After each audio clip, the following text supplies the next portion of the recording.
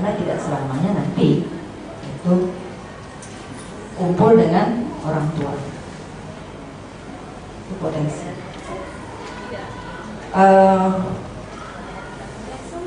Sekarang kita nyanyi dulu ya, biar segar. Belajar dari Do Re Mi Fa Sol La Si Do dulu. Nyanyi itu pasti setiap orang bisa, walaupun ada nada 5, nada 6, nada 7, nada 10, ya kan? Iya. Do, si, la, sol, fa, mi, re, do, re, mi, fa, sol, la, si, do. Nah, kalau nyanyi saya jadi ngajarin yang hobi saya ya. Kalau nyanyi, kalau nadanya tinggi jangan malah kasar, halus hilang. Kita nyanyi, kita harus punya orientasi. Bagaimana suara kita ini orang senang dengarnya. Jangan setelah orang dengar suara kita nyanyi, telinga lah sakit, ya kan? Kepala lah pening, ayo balik baik aku. Suara lacak itu, gitu kan? Nah, sama dengan kalau kita tampil. Bagaimana kita upayakan jangan memang untuk diri kita, tapi kita orientasikan untuk orang lain. Apalagi kalau kita untuk mencari uang. Kalau saya nggak pikir, Mbak Tina bisa nggak kamu nyanyi lagu dangdut? Bisa. Saya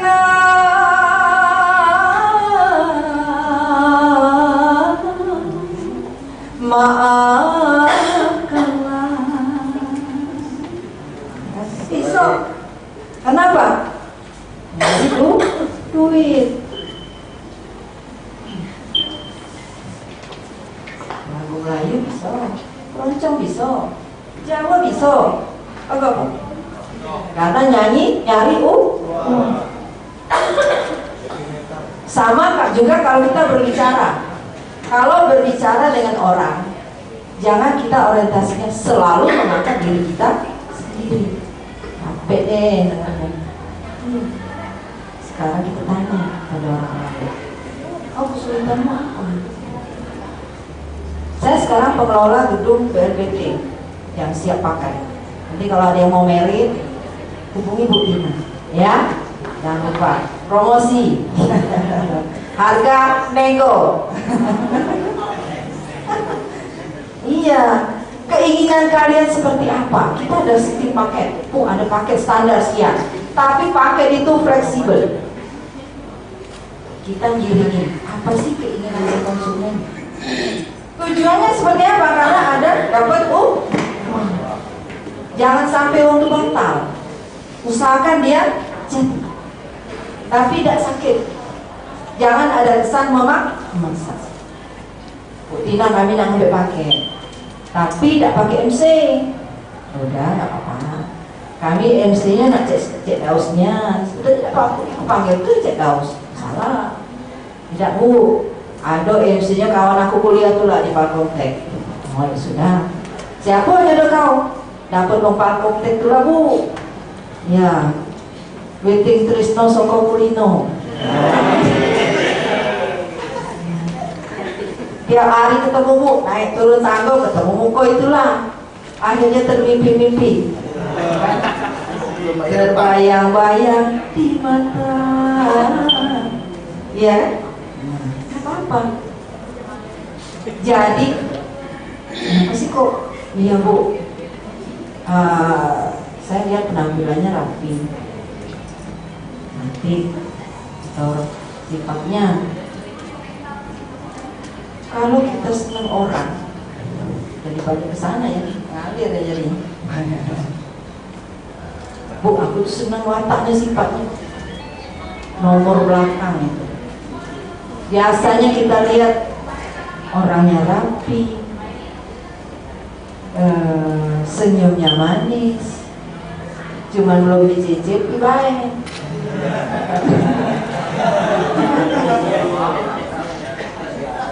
Iya, Kalau sifat kaget, nah sudah lama-lama udah ngobrol, udah sering ketemu, baru ketahuan sifat.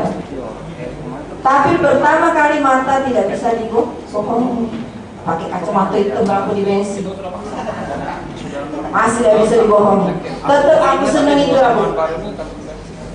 Ya kan? Orang bisa menghargai kita karena penampilan. Itu pertama kali. Walaupun kamu pinter, rambut gondrong tidak masalah, tapi rapi. Jangan bangun tidur usap muka pergi kuliah.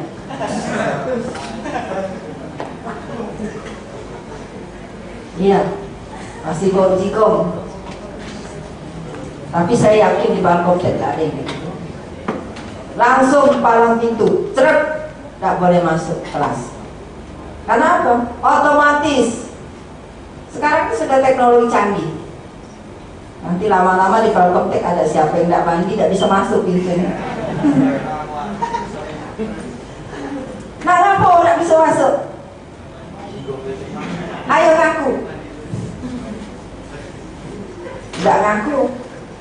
Tapi ada tulisannya, belum mandi, belum mandi. Iya. Kalau di Malaysia itu kalau kita melanggar atau ngebut, ada tulisannya. Polis. Jadi yang sudah ada komik di mobil. Jadi kalau kita ngebut atau di luar batas kilometer itu sudah ada peringatan. Itu di luar negeri. Nah, kami berharap kalau ibu ini kan 2 tahunan lagi saya pensiun. Jika ada pensiun, pensiun tidak nih, ayo apa? Cak umur berapa? 11 ditambah plus ya. Masih 17. Yang penting, ya banyak teman-teman saya ya, maaf nih, seumur tapi saya lihat, aduh sedih aku lihatnya, kayak nenek-nenek. Kenapa? Males dandan. Saya juga begitu dandan sih enggak. Yang paling penting adalah positif thinking. Itu salah satu untuk mengembangkan potensi diri. Kita harus punya ego, kita harus positif thinking. Kelemahan yang ada pada kita itu dilawan. Aku bisa. Aku bisa. Nah, makanya ada SMK bisa. Gak ada yang gak bisa kalau kita gak mau lakukan. Dan salah satu faktor internal, satu lagi niat. Kalau kita tidak ada niat, semuanya gak akan terlaksana. Kalau ada niat, biarlah hujan, aku nak kuliah hari ini. Aku nak kuliah. Pergi. Apalagi si A itu kuliah juga, aku ketemu sama dia. Pergi aku hujan-hujan biarlah. Ya, demi ketemu tadi. Ya, kalau sudah berkeluarga, judul lagunya Demi Kau dan Si Buah Hati. Oke, malah ngadep ketip, ya kan? Nah, belum dapet ketip, belum ngadep ketip, belum bisa. Belum 5 menit. Nanti kamu kalau ingat Bu Tina belum 5 menit. Sekarang saya kepingin tahu siapa yang punya talenta di bidang musik atau seni. Saya sedang ngumpulin nih. Ya. Gak apa-apa. Kalau kalian merasa punya kemampuan, tunjuk tangan. Nah, cewek. Kenapa malu-malu? Biasa aja. Yang putra. Bidang apa? Musik. Gitar. Oh, wah, tepuk tangan dulu. Iya. Nyanyi bisa? Dikit. Iya, mesti kalau ada musik ya. Kalau ada musik sudah sampai sore pun sudah. Oke. Yang di belakang bidang apa? Videografi. Bidang apa di belakang? Dokumenter videografi. Ini ya. Yang mana tadi yang tunjuk tangan? Enggak apa-apa. Siapa? Bisanya apa? Musik kalau videografi. Oh, iya, beri tepuk tangan. Siapa namanya? Semester berapa? Semester 1. Masih sangat muda belia. Masa depan kalian masih jauh, ya. Yang paling penting, ingat kalau kita masih muda, masa depan kita masih jauh, jaga kesehatan. Pintar, banyak duit, jangan dibunuh kalau tidak sehat. Untuk menjadikan sehat, positif thinking. Itu yang paling penting. Kalau Ibu ini hobinya apa? Oh, ngajar. Sebetulnya kita walaupun tidak kuliah di IKIP, tidak kuliah di keguruan, tetap menjadi guru di dalam rumah tangga. Pasti kan? Tetap menjadi pendidik bagi anak-anak kita kelak. Ya budak galak masuk guru, masuk IKIP, nanti jadi guru. Tidak kuliah di IKIP pun tetap nanti menjadi guru bagi anak-anak kita. Kalau yang putri, yang punya hobi di bidang musik apa? Siapa? Nah sekarang, siapa yang mempunyai hobi di bidang lain yang saat ini dapat menghasilkan sesuatu yang bisa bermanfaat? Siapa? Ya, bidang apa? Kaligrafi. Kaligrafi. Oh, sudah bisa diproduksi, sudah dijual? Iya, kita beri tepuk tangan. Alhamdulillah. Pas sekarang kan sudah ada bazar. Kenapa Palkomplek mengadakan bazar? Itu salah satu upaya untuk memotivasi, memberikan motivasi kepada para mahasiswa untuk menyalurkan, khususnya di bidang entrepreneur. Ya, khususnya di bidang entrepreneur. Mana ada uang datang yang saya katakan tadi, kalau tidak ada usaha, upaya, nggak ada. Apa yang bisa kalian lakukan sehingga bisa menghasilkan uang? Jadi saya kalau sebulan, gaji lah dipotong, pangkas memangkas, tinggal berapa?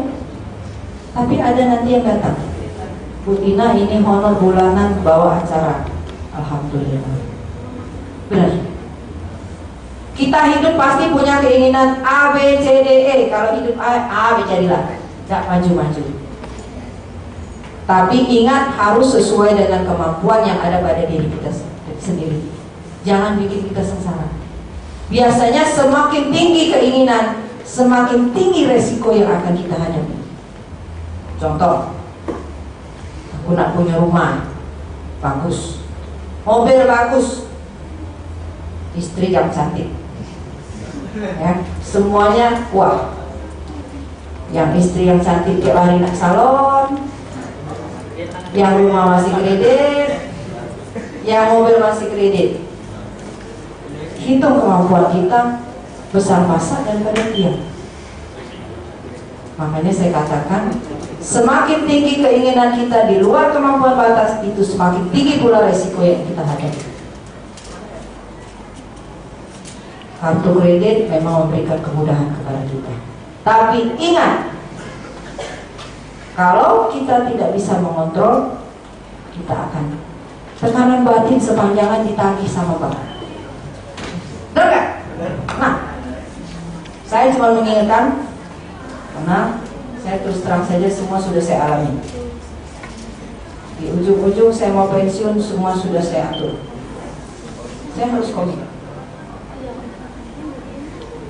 Saya dalam rumah tangga, di rumah tangga saya yang paling dominan. Mengapa demikian?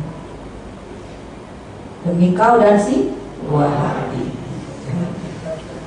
Kenapa? Kalau suami saya ya udahlah, sudah terserah. Tapi nggak bisa kita hidup terserah seperti itu, gitu ya. Dikasih, terima. Dan saya nggak pernah nuntut. Saya lebih bangga punya hasil sendiri. Tapi jangan pula yang cowok, ini aku galau ya pelan. Tetap ingat kalian sebagai imam dalam keluarga. Apapun, ma ini ma, aku udah berhasil ma. Mi, udah berhasil mi, simpan mi. Masalah itu nanti mau baru 2 hari dititip ke mana tadi mah kemarin habis mah udah aku di bensin. Tidak masalah, tapi kalian punya tanggung jawab terus untuk memberikan kepada istri. Banyak sekarang pas lagi pacaran semuanya manis, cuma belum dicicip baik, ya kan? Sudah berkeluarga minta duit pak, aku nak belanja, duit apa? Tak duit kan? Jadi nak masak apa pak? Kemarin lah tempe, sedang itu lah tahu, tempe tahu pak tiap hari. Pola hidup sehat tempe tahu. Jadi pak, kapan pak aku makan daging? Kapan makan ikan pak?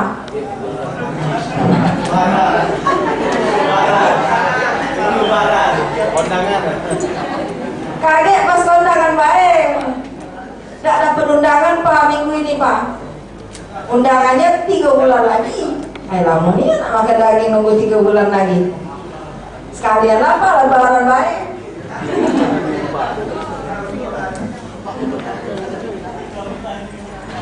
Kebanyakan makan daging, tensi tinggi pula.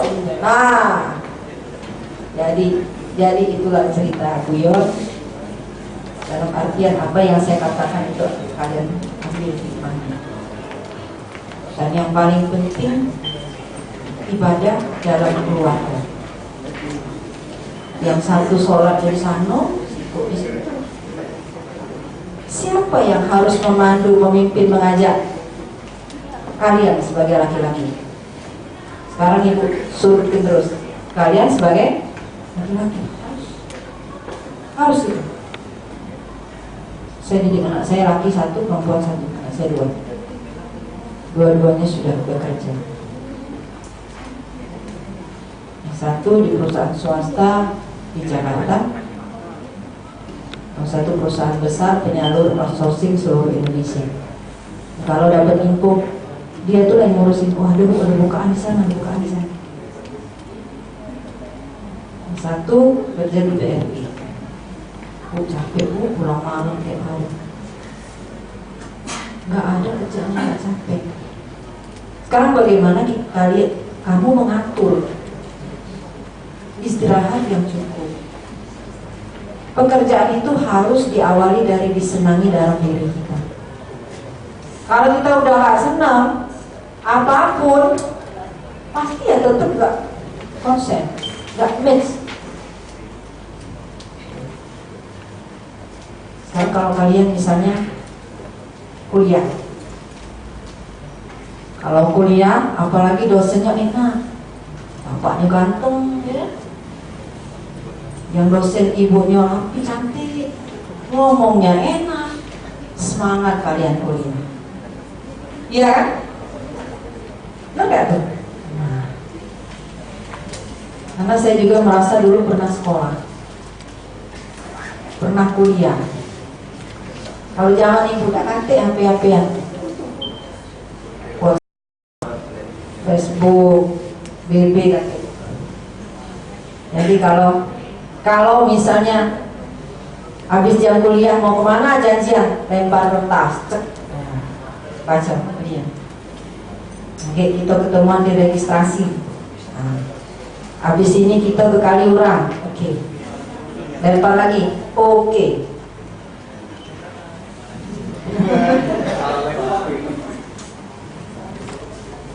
Saya dulu banyak kawan, dan saya nggak pernah hitung-hitungan.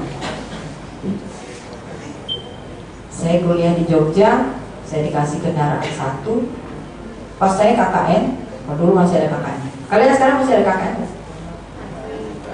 PKL ya? Iya, PKN. Dulu KKN masuk ke pelosok-pelosok. Saya bilang, ini kunci mobil bawa loh. Tapi kalian harus merasa ini kendaraan kalian sama-sama. Kantik bensin, gak ada bensin isi. Mobilnya kotor, cuci. Kita masuk daerah pelosok, mobilnya kotor, masuk ke kali Jawa itu kan kalinya landai kan, mobilnya masuk ke kali, cuci rame-rame. Pulang dari KKN selesai, banyak bunyi mobilnya, cantik, kenapa ini? Karena tadi yang bawa banyak. Saya nggak marah. Masuk ke bengkel, servis, balik ganti itu bagus. Teman-teman saya nggak pernah lupa sampai dengan sekarang. Ada 10 orang yang ada di Palembang dari Jogja. Pas dia mau tes PNS, Mbak Tina saya mau nginep di rumah, boleh. Kebetulan ayah saya juga orangnya pendulian. Ada yang sudah jadi pejabat di Lubuk Linggau, di Bangka Belitung, pokoknya 10 teman kuliah. Nah sekarang saya sudah merasa sendiri di sini, keluarga saya semua kembali ke Jakarta. Mungkin pensiun insya Allah jika Tuhan meridhoi, saya akan kumpul di Jakarta. Anak-anak sudah di Jakarta. Tinggal 2 tahunan lagi. Saya udah gak mikir lagi apa-apa. Punya kartu kredit mulai ditutup. Jadi mulai dari sekarang, kalau kalian sudah punya hasil, hasilnya juga harus dimanfaatkan sebaik mungkin, sehingga kita tidak ada tekanan batin tiap hari ditelepon ditagih orang. Iya kan? Nah, untuk menciptakan hasil, itulah tadi kita harus menggali potensi yang ada pada diri. Potensi itu tadi apa? Kemampuan. Prestasi, hasil yang didapat dari potensi yang sudah diolah. Kalau kita punya potensinya tidak dimanfaatkan, tentu tidak akan memperoleh hasil. Ini rata-rata semester berapa?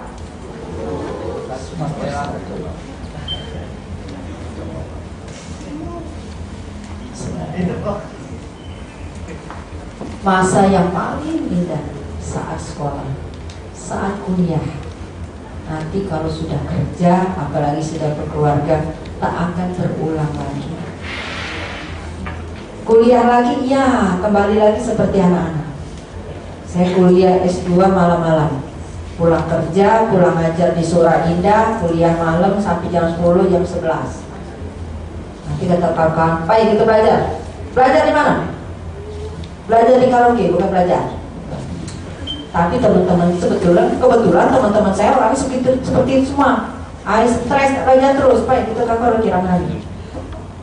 Kebetulan ada dosen kita yang familiar. Pak, itu nyanyi Pak kemana?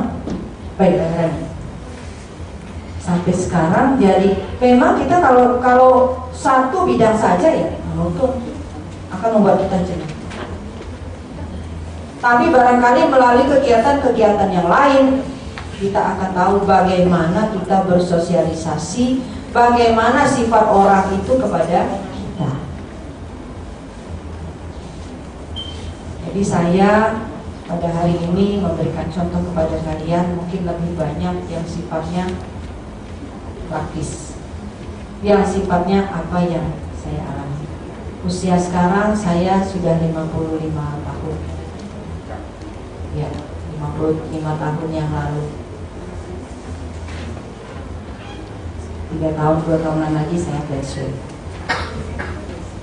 Tapi saya harus menjaga ya penampilan, karena bagi saya kalau penampilan itu bikin kita sehat. Kalau saya misalnya aduh udah capek malam aku tugasnya lagi. Kalau saya lagi capek, saya pakai baju yang nyolong. Itu saya warna merah gitu kan, supaya nggak ngantuk. Dan kalau kita hobi, begitu kita ketemu sesuatu yang kita senangi, hilang kalau itu tersalur. Di sini ada grup musik juga ya kayak saya. Oh, nanti sekali-sekali Bu Dini boleh diadakan lomba menyanyi mahasiswa-mahasiswi fakultas. Ada.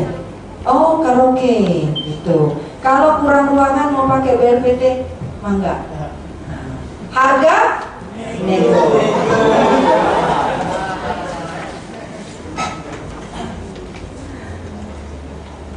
Ya, sekarang saya kok yang banyak ngomong, sekarang saya tanya. Untuk anak-anak siapa yang mau tanya sama Ibu? Ya, silakan yang mau tanya sama Ibu Lina. Menggali hobi untuk menghasilkan sesuatu, ya, bukan hanya uang tapi juga partner, prestise, semua. Bu Nina bisa sekarang karena hobi kayak Ibu ya.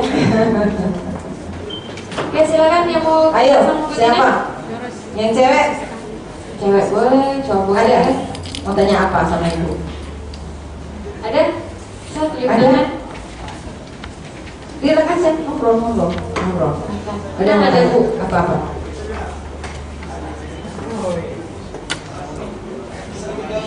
Diri.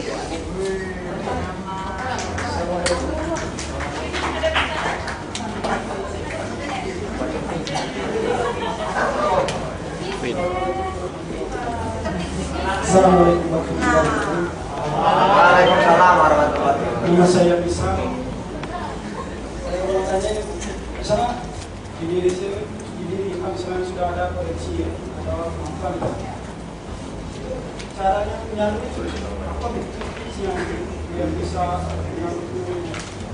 Karena kompu kadang punya kemampuan tapi bisa menyalurkan cuma itulah yang kita ini. Terima kasih. Oke, cara untuk menyalurkan potensinya Bu. Warahmatullahi. Ya, saya baru ingat. Bagaimana kita mengangkat potensi kita. Ada lagi bagaimana kita mempengaruhi orang lain untuk mengangkat potensinya. Jadi dua. Nah, untuk mengangkat potensi kita ini supaya tersalur, ada tadi faktor internal, faktor eksternal. Internal dari niat. Habis niat, kemauan. Habis kemauan, apa yang kurang, apa yang diperlukan, itu kita siapkan. Contoh misalnya, aku punya kemampuan di bidang melukis, misalnya. Ambil kertas, ambil apa namanya tuh untuk mewarnai, itu sudah usaha. Sekarang hobimu apa? Kemampuanmu apa? Mungkin bisa masuk itu Bu ya, kayak organisasi atau Iya, jadi komunitas juga bisa. Saya jadi pengurus himpunan musik keroncong se-Sumsel. Saya pengurus. Ya. Kadang saya cuma cari tahu. Itu karena apa? Saya banyak teman. Kalau ada kegiatan, usahakan hadir. Kalau ada undangan, usahakan hadir. Di situ orang akan tahu kita. Di situ orang akan tahu kita. Kalau kita ngendap di rumah, ngendap di dalam suatu tempat, orang nggak tahu kita punya kemampuan. Begitu kita keluar, kita promosi diri. Jadi faktor internal tergantung niat, biaya, kesiapan lainnya itu biaya, kemauan, usaha, upaya. Kalau ada niat, tidak ada usaha, tidak ada upaya, nonsen, nggak akan jalan. Kemudian faktor eksternal. Eksternalnya apa? Dorongan orang tua, dorongan lingkungan, kawan-kawan, ya kan? Kawan-kawan ini bisa per orang, bisa kelompok, organisasi. Saya masuk organisasi Persatuan Istri Insinyur Indonesia, saya pengurus bidang pendidikan. Mengapa? Saya ngiringin suami. Kata suami saya, sudahlah ibu-ibu tuh kalau lah kumpul-kumpul, mulai pameran tas bermerek, sepatu bermerek, itu semua tergantung dari diri kita. Saya bilang gak ada, rombongan kita gak ada gitu. Ada seminar HUT PII di Jakarta, saya pergi rombongan. Oh mesti bawa band banyak, gak perlu. Semuanya tergantung dari kita. Niat kita untuk apa? Kalau niat kita nak shopping, iya, ya kan? Jadi di situ saya belajar. Pengalaman yang banyak itu akan menjadi bekal modal kita untuk berbicara di depan orang banyak. Nah, itu yang paling penting. Jadi saya ulangi, kalau untuk mengangkat potensi apa tadi? Tergantung dari niat internal. Usaha, upaya dari diri sendiri. Kalau eksternalnya, dorongan lingkungan. Ada satu lagi, dorongan lingkungan itu terbagi-bagi: sosial, politik, ekonomi, pendidikan. Kalau kita menjadi dosen, kita dituntut untuk banyak menggali ilmu. Itu menjadi dorongan bagi kita. Talentaku mengajar. Ngajar di depan orang banyak, kalau nggak bisa, nggak punya modal, nggak bisa ngomong. Nah, berarti kita juga harus menggali ilmu banyak. Waktu kosong buka Google. Nah, beli buku mesti ke toko kan repot. Buka Google, sekarang semua ada. Nak nyanyi lagu apa, buka Google. Minta lirik lagu A, lagu Tompi. Kau membuatku merasakan indahnya jatuh cinta. Ya kan? Indahnya dicintai saat kau jadi milikku. Ya. Mau lagu apa? Buka Google. Kemudian dorongan ekonomi. Kalau keluarga kita dalam penuh kesulitan, itu yang faktor yang sangat mendorong kita untuk meningkatkan kemampuan kita. Aku punya hobi sampai mana lah caranya, tahan ngamen di jalan. Ya, ngamen di jalan, Pak, tak duit Pak. Nah, sudah mau tak dikasih uang langsung nyanyi. Apa ya? Saya lupa. Nah, itu jadi sampai ngamen untuk mencari uang. Sekatadinya kau bilang ada, sekarang jadi gak ada. Tak boleh kata. Untuk ngumpulin bensin. Itu salah satu dorongan ekonomi. Kadang gak juga ekonomi, hobi. Ada teman saya waktu saya kuliah di Jogja, malam-malam pakai topi gelap. Keluar Mbak Tina, kok taruhan saya, gitu kan. Nyanyi musiknya bagus gitu. Saya nggak tahu tuh pakai topi, pakai kacamata gitu. Saya cuma lihat dari jendela aja. Saya kasih, yang biasa saya kasih 1.000 jadi 5.000. Begitu saya keluar, nah teman saya kuliah di depannya. Pinter nyanyi, suaranya bagus. Kenapa Samsul kamu ngamen? Ketawa dia. Akhirnya dia cerita apa? Dengan menyanyi dari satu tempat ke satu tempat, dari satu kampung ke suatu kampung, saya dapat memahami lingkungan dari setiap perkampungan. Itulah lagi. Jadi tidak hanya uang, tapi dia ingin mengetahui kondisi situasi, struktur lingkungan masyarakat. Yang ketiga, politik. Nyari duit, politik. Hobi aku apa?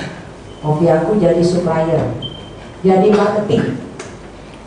Kalau tangan aku dingin, kalau aku nawari barang pasti laku. Itu potensi. Tidak semua orang bisa seperti itu. Tidak semua orang juga bisa menjual sesuatu. Itu juga salah satu faktornya dari tutur kata dan sikap kita kepada orang. Kalau sikap kita menyenangkan kepada orang lain, insya Allah orang akan tertarik kepada kita tanpa terasa dipaksa. Nyari duit, borong sana, borong sini, banyak duitnya, ikut dalam organisasi politik. Itu salah satu dorongan politik. Ekonomi, politik, sosial budaya. Sosial budaya yang saya katakan tadi barangkali seperti saya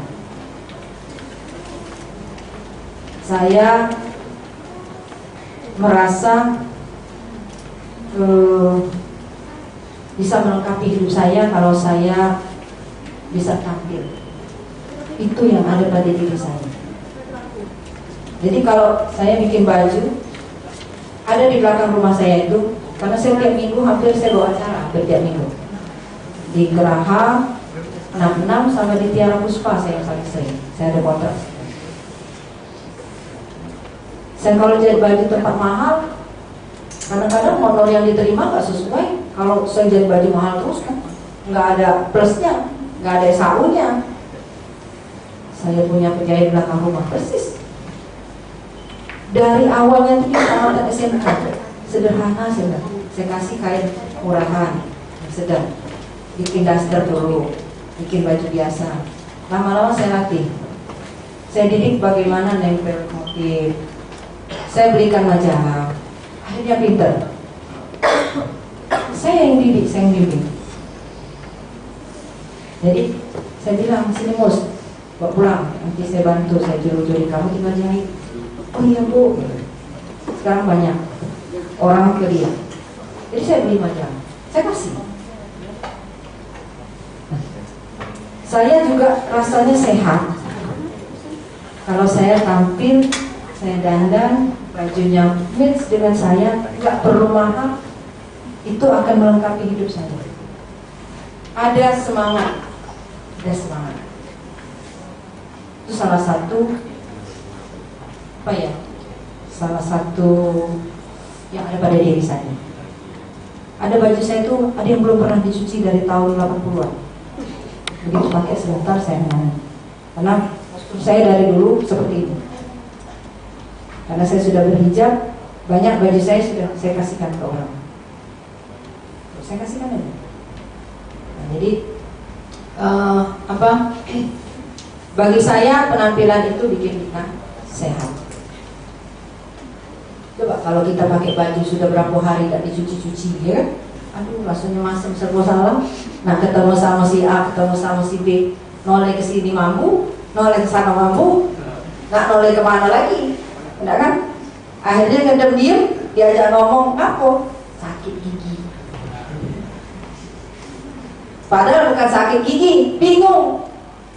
Lah disemprot mampu. Ada?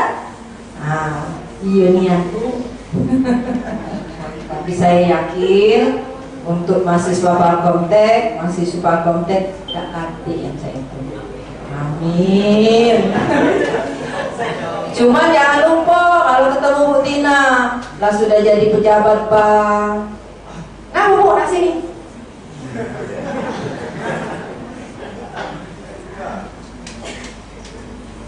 Kalau biasa pagi Bu, kalau sudah jadi pejabat pagi Bu, kepalanya ke atas dan ke bawah. Nah, usahakan jangan lu pada rata. Harus ingat asal usul kita dulu dari mana. Aku dulu dari mahasiswa Saro, hujan-hujan, kuliah jalan kaki. Sepatu ini belum sebulan, lah jebol, ya kan? Sekarang aku lah beli, kalau pajak sebulan nih, stok kok aku beli. Karena duitnya banyak tadi. Tinggal nyimpennya di mana? Bingung. Ojo-ojonya tedok, duit.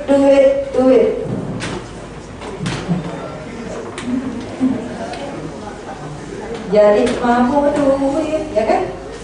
Duit. Uang memang kita cari, tetapi kita jangan disetir oleh uang. Nah, sekarang siapa lagi yang mau tanya? Saya kasih waktu 10 menit. Oke, saya ke belakang Bu.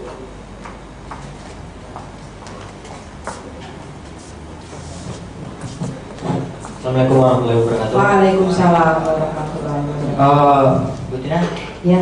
saya ingin bertanya. Di sini kan kreatif entrepreneur temanya. Nah, kalau misalnya itu menjadikan sebuah hobi sebagai peluang, bagaimana kalau ada seseorang misalnya mempunyai bakat yang sangat luar biasa, kemudian bakatnya dia kembangkan, kemudian dia mempunyai usaha.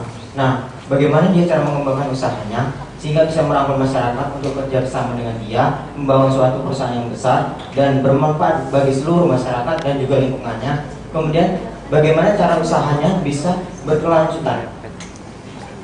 Wow, beri tepuk tangan. Bingung jawabnya dari mana? Gak apa-apa. Mengembangkan usaha Yang berkelanjutan. jelas itu yang ada di dalam pikiran kita. Kalau nggak dikeluarin, nanti nyesel nanti di rumah. Apa aku tadi tidak nanya? Ya kan? Ada berbagai upaya kita. Satu kuncinya bergaul dengan orang. Itu. Cari informasi bagaimana upaya kita mengembangkan usaha kita. Ada organisasi ini yang ada kaitan dengan usaha kita, datangi. Saya, Ibu Tina, kau berani tidak ada di sana? Pejabat ini berani. Sepanjang kita ada niat, sepanjang kita ada keinginan dan tujuan tertentu. Kemudian yang kedua, yang pertama itu satu, cari informasi yang berkaitan dengan pengembangan usaha kita. Apakah itu melalui orang lain? Apakah itu melalui internet? Apakah itu melalui buku? Apakah itu melalui hal-hal lain yang berkaitan dengan pengembangan usaha kita? Satu. Yang kedua, kita masuk dalam satu organisasi yang ada kaitannya dengan pengembangan usaha kita. Contoh, ada Himpunan Tani Indonesia, Himpunan Pengusaha Muda Indonesia. Kemarin itu ngetop batu, ya kan?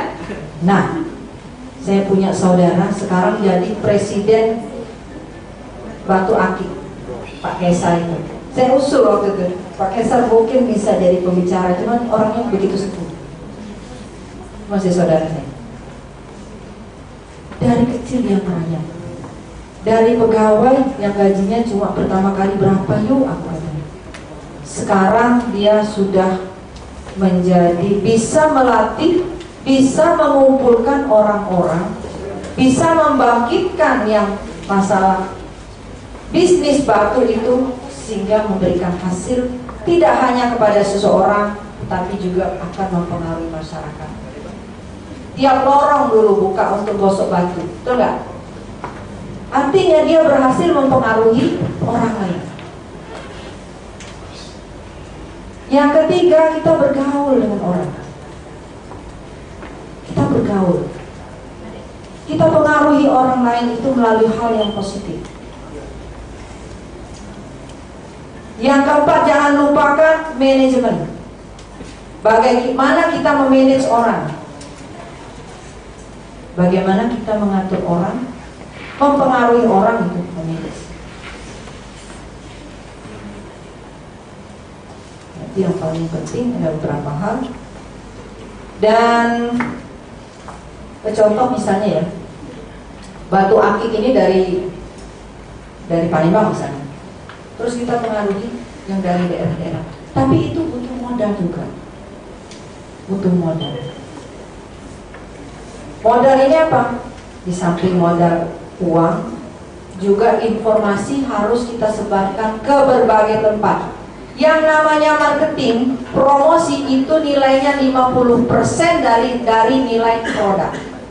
Jadi kalau nilai marketing itu sangat mahal, wajar. Barangnya itu nggak berapa sebetulnya, tapi promosinya udah kemana-mana, sehingga orang mengundang orang untuk ingin tahu. Ada tetangga saya, gara-gara gosok batu, waktu itu lagi demam batu ya, dia sampai umroh. Betul. Yuk, aku nak umroh yuk. Dia juga bukan cuma buka satu cabang, jadi ada beberapa lorong. Dari batu bongkohan gini dipecah, terus digosok, jadi batu Walaupun umrohnya dengan biaya yang standar, dia bisa umroh. Cuma ini sayang sifatnya musiman. Nah ini batu.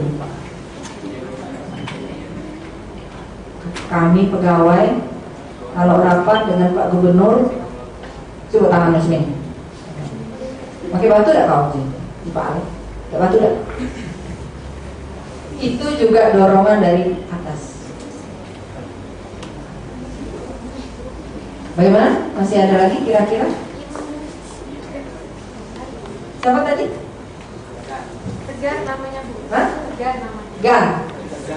Tegar. Oh, aku tegar. Iya, siapa? Ini Bu ada tegar. Oh iya ya.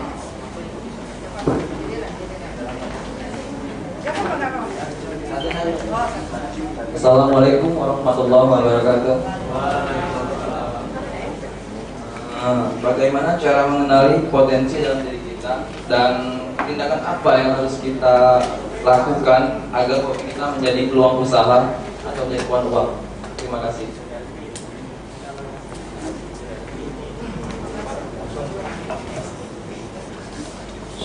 Assalamualaikum warahmatullahi wabarakatuh. Waalaikumsalam. Selamat pagi semuanya yang ada di sini.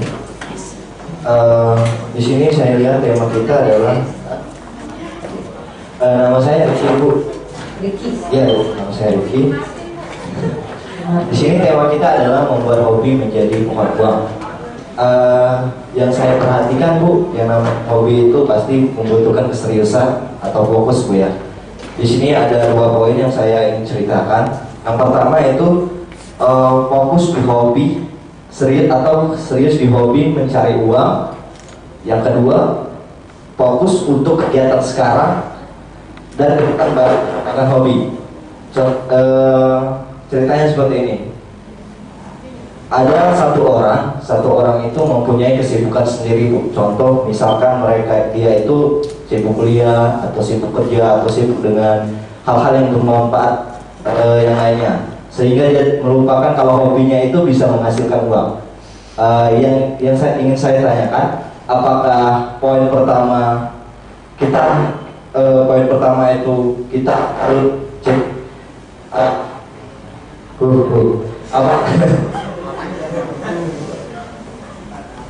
HP-nya jangan dekat. Ada. Suruh berhenti. Di sini saya mau meminta tips dan trik dari Ibu. Apakah poin pertama kita harus fokus dulu di hobi kita sehingga kita menghasilkan uang, atau yang kedua itu kita harus sibuk dengan kesibukan kita sekarang. Kalau kita sudah tidak sibuk lagi dengan kesibukan sekarang, sehingga ke depan kita bakal mengembangkan hobi kita menjadi pohon uang. Mungkin itu aja, Bu. Terima Jadi kasih. mungkin mana yang mau diutamakan gitu? Hobi atau kesibukan? Hobi atau kesibukan kita sekarang. Beri tepuk tangan dulu. Mana yang lebih Ricky menghasilkan? sama siapa tadi? Helmi Yahya. Siapa tahu jadi Helmi Yahya. Seperti Helmi Yahya ngetok kan, memblembang. Kalau yang pertama, bagaimana kita menggali potensi yang ada pada diri kita. Kita dong yang merasa, ya kan? Kita merasa, apa sih kemampuan aku? Melakukan ini berhasil, melakukan yang ini setengah berhasil, melakukan ini tidak berhasil. Yang mana yang berhasil itu potensi kita. Kalau saya pribadi, waktu saya kecil, potensi itu tidak harus hobi sih sebetulnya. Potensi itu kemampuan. Kemampuan kita dalam bekerja itu potensi. Wah, itu potensi. Dia pergaulannya bagus. Mulai dari pejabat penting sampai yang nggak penting dia kenal. Itu potensi. Nah, itu dimanfaatkan. Saya suka bilang, jadi ada anak didik saya. Dia kerja di resepsionis suatu hotel. Saya bilang, kamu kuliah sampai S3 pun kamu masih beginilah resepsionis. Selama kamu di sini, manfaatkan kesempatan. Apa, Bu? Di hotel kan banyak tamu, kan banyak orang penting yang datang. Kau deketin, Pak, ada peluang nggak Pak untuk aku, Pak? Contoh. Akhirnya apa? Ada salah satu orang sekarang kerja di Medco. Tadinya dia S1 sambil kuliah S2. Sekarang di Medco. Karena ada tamu datang ngobrol.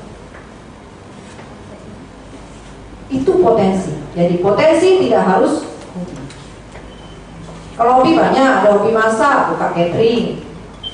Hobi nyanyi, buka kursus nyanyi. Buka karaoke, kayak Inul, kayak Rosa, kayak Dani, dan seterusnya. Hobi di bidang politik, nyalek. Memberikan masukan kepada masyarakat hal-hal yang positif, ya kan? Ini sepanjangan kita kalau ada LSM, langsung saya bilang sama satpam. Tidak, satpam bilang, Bu Tina, ibu ngerem di kamar. Apa? Ada LSM, tidak usah, ajak masuk. Enggak, saya ada pintu. Dia manusia juga seperti kita. Tidak semua LSM itu jelek, enggak. Jadi ada anak muda seperti kalian. Tina, aku nih, kau kan LSM. Kau kan datang dari ruangan ke ruangan, dari kantor ke kantor, temui pejabat. Jangan kau minta cuma amplop 50, 10, 20. Salah kau. Pak, aku dekat gawian Pak, aku melok rombongan LSM. Ujuk aku gawian Pak, proyek apa yang kecil-kecil jadilah. Itu saya ajarin. Aku bukan ngasih duit setiap bulan kau datang ke sini. Lama-lama aku gaji kau tiap bulan. Sekarang kontribusi kau ke aku apa gitu. Saya cukup mendidik. Itu mendorong kita untuk punya potensi kemampuan. Nah sekarang kebiasaan dengan masih ada ya? Kira-kira seperti itu. Nanti kau akan ingat omongan ibu sekecil ini, nanti kau akan bisa kembangkan sendiri. Ya, dorongan untuk menggali potensi. Kadang-kadang tadinya kita tak tahu potensi apa, tapi karena ada dorongan ekonomi, dorongan sosial budaya, dorongan karena ingin ikut politik, akhirnya potensi ini muncul dengan sendirinya karena ada dorongan dari dalam. Nah sekarang Ricky ya, kalau Ricky tadi Bu kebiasaan dengan kesibukan dalam keseharian dengan potensi yang harus kita gali. Dua-duanya. Saya ibu rumah tangga, saya sebagai pegawai, saya punya anak buah di kantor. Malam saya tetap ngisi acara. Sabtu Minggu saya masih ngisi acara. Semuanya saya jalani. Tinggal bagaimana kita mengatur waktu. Karena bagi saya, siapa sih yang mau nolong kita kalau kita nggak ada uang? Siapa? Adalah diri kita sendiri. Orientasi kita memang di dalam hidup kalau buntu tuh paling tidak lemah hidup. Saya punya atasan dulu. Tina sini kau. Apa Pak? Ya Pak. Apa dia yang paling tidak lemah hidupnya? Apa dia Pak? Apa dia? Apa Pak? Kalau buntu. Sehingga saya tidak bisa lupa sampai sekarang kalimat itu kecil, tapi bikin saya dorongan untuk melakukan sesuatu untuk mencari uang. Tinggal bagaimana kita mengatur. Saya sebagai ibu rumah tangga, kalau datang sewaktu-waktu ke rumah ibu tetap rapi, itu paling penting. Masuk kamar mandi, nggak ganti boxing. Masuk kamar tidur, rapi, ya kan? Karena kalau dalam rumah tangga itu kamar mandi, kamar tidur, dapur. Masuk dapur berantakan, hening. Masuk kamar berantakan, tak tidur. Masuk kamar mandi, kalau ada tamu, nggak enak. Jadi itu. Saya sebagai pegawai sekarang pinjer, gede-gede pakai daster, anak buah ibu pinjer jam 6. Oh rajin nih jam 6, padahal setengah 8. Ya? Yang kita datang benar-benar sudah rapi setengah 8. Tengah hari pulang, sore datang lagi baju rapi jam 4 pinjer lagi. gaji sama, DPP sama, cuma beda golongan ya. Tapi setengah harian tuh gak ada yang dikerjain. Saya panggil. Saya bukan iri, tapi tanggung jawab kita sebagai pegawai. Enak gak sih makan gaji butuh? Gak tertelur rasanya. Aku kadang-kadang siang tuh dekat gawe, aku ingin anakku kecil. Anak saya kecil-kecil dulu, pagi-pagi saya antar dulu ke tempat ibu saya. Naik motor, ibu dulu belum ada mobil. Jangan gerimis-gerimis. Tanggung jawab. Itu yang paling penting. Jadi antara kesibukan dengan hobi, dua-duanya dijalani. Baik, barangkali bosan juga ibu ngoceh dari tadi sampai sekarang, ya kan? Saya mohon maaf kalau ada hal-hal yang kurang berkenan berikan kata ibu. Saya sangat bangga kepada kalian. Kalian begitu serius menanggapi apa yang saya sampaikan, walaupun ini sifatnya praktis, dalam artian tidak seperti kuliah yang menuntut semuanya mengandung keilmuan. Tapi ini pengalaman yang barangkali akan menjadi bekal kalian untuk mengembangkan kemampuan atau potensi diri, sehingga menghasilkan sesuatu yang bermanfaat untuk masa depan kalian semua. Ya, Ibu doakan kalian sukses. Kalianlah yang menjadi generasi penerus kami, ya kan? Terima kasih atas segala perhatian. Ibu mohon maaf atas segala kekeliruan. Wabillahi taufiq wal hidayah. Wassalamualaikum warahmatullahi wabarakatuh. Oke, terima kasih Ibu Tina untuk materi pada pagi hari ini, menjadikan hobi sebagai menjadi pohon buah. Banyak yang bisa kita petik manfaat dari seminar yang sudah diberikan oleh Bu Tina tadi. Dan salah satu pendukung pihak dari SMB Politeknik Pahkomtek dalam mengembangkan hobi atau membuka potensi untuk mahasiswa-mahasiswa Pahkomtek ini adalah dengan adanya unit kegiatan mahasiswa, Bu. Jadi kita banyak unit-unit yang mungkin nanti bisa dipilih oleh adik-adik semuanya. Kira-kira passionnya kemana, potensinya kemana, pengembangan kemampuannya itu mau kemana gitu. Ya, jadi terima kasih sekali untuk Bu Tina sudah berbagi, sudah sharing sama mahasiswa-mahasiswi STM Politeknik Pahkomtek. Mungkin next time Bu bisa kita undang lagi dengan materi yang berbeda lagi dari yang hari ini, dan semoga materi hari ini akan bermanfaat untuk kehidupan yang lebih baik. Kalau kayak tema hari ini adalah Creative Better Future. Oke, terima kasih atas semuanya. Wassalamualaikum warahmatullahi wabarakatuh. Boleh yang mau foto bareng sama Bu Tina? Sini, silakan Bu, kita foto bareng sebentar Bu.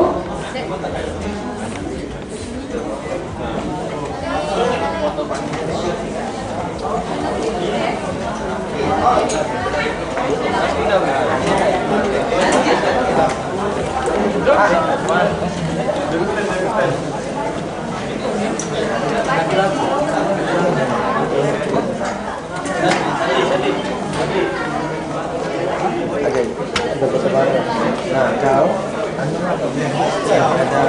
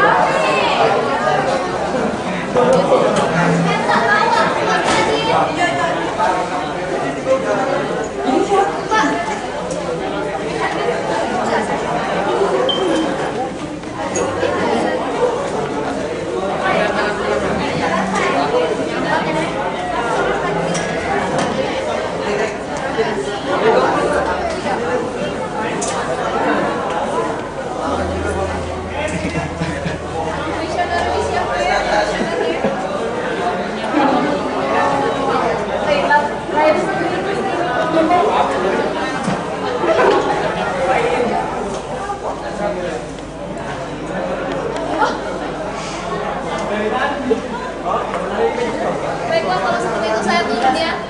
Meta sama Meta. Mana?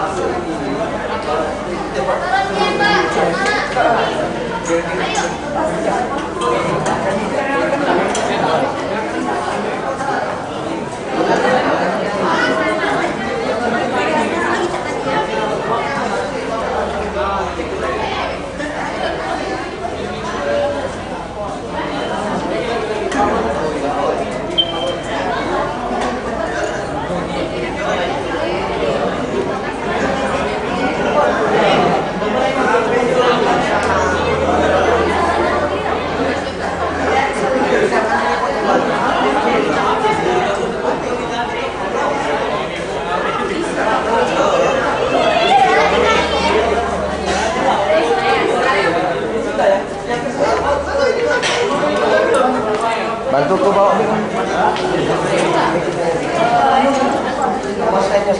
Duduk aja. Kertasnya tak usah.